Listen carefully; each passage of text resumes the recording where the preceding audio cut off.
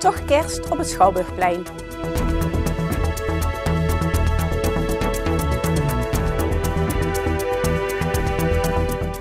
Het is vandaag 8 december. Dit is het Pelemaasjournaal.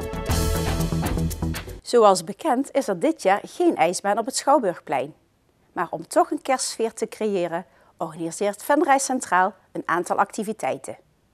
Een aantal ondernemers hebben eind november toch het initiatief genomen om hier het Schouwburgplein achter mij in een kerst-wintersfeer te brengen. Daarvoor gaan wij een aantal chaletjes plaatsen waarbij ondernemers hun goederen kunnen aanbieden.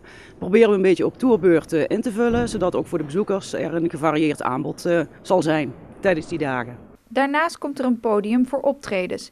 In de weekenden kunnen mensen hier muzikaal optreden. Ook worden er kerstbomen geplaatst op het plein en komt er een grote arreslee te staan.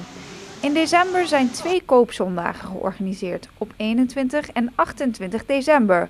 Ook is er een extra koopavond op 23 december. Maar steeds vaker gaan winkels eerder dicht op koopavonden of openen ze hun deuren helemaal niet door de lage bezoekersaantallen. Zoals afgelopen donderdag tijdens een extra koopavond in Venray waren ook een aantal winkels gesloten. Ja, dat blijft inderdaad toch een lastig item. Ondernemers bepalen tenslotte zelf wanneer zij wel of niet open gaan. Wij proberen als ondernemersvereniging wel afspraken te maken over de aantal koopzondagen die we in ieder geval gezamenlijk open proberen te zijn.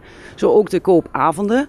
We hebben dan ook besloten om het komend jaar in een brainstorm sessie met de ondernemers samen te kijken van nou, wat zijn hun wensen, wat zijn de wensen van de bezoekers. Die zijn natuurlijk het belangrijkste. En aan de hand daarvan gaan we dan kijken hoe we in ieder geval in 2016 de behoeften zeg maar meer kunnen aanpassen, zodat onze bezoekers ook weten wanneer de winkels open zijn. En hoe zal het in december zijn?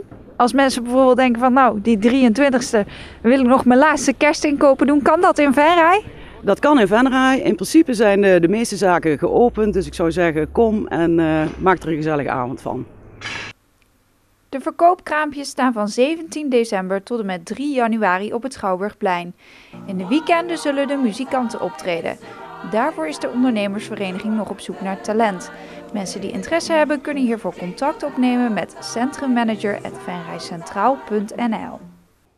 Van 13 december tot en met 10 januari staat er weer een kerststal op de Grote Markt.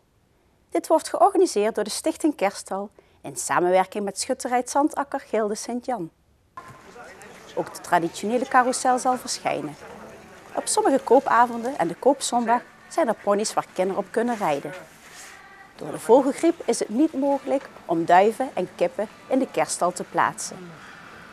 Zaterdag 20 december wordt de kerststal officieel ingezegend door Deke Smieds. Tot zover het Pelemaasjournaal. Deze uitzending wordt herhaald tot en met dinsdag 6 uur 's avonds. Om 7 uur is er weer een nieuw journaal. Weer of geen weer, bij ons is het altijd vakantieweer.